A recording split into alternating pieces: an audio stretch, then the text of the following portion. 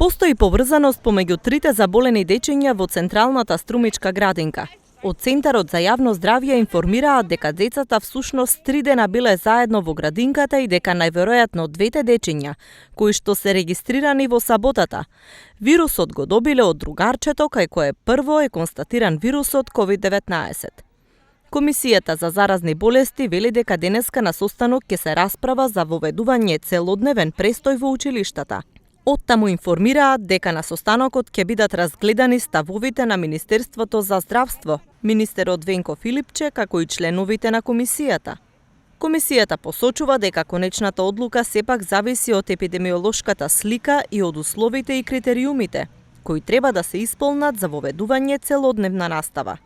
Комисијата за заразни болести навестува дека е можно затворање на градинките доколку дојде до влошување на состојбата со коронавирусот, односно дека е можно и да се превземат одредени мерки, но и да се дадат насоки од комисијата кон владата.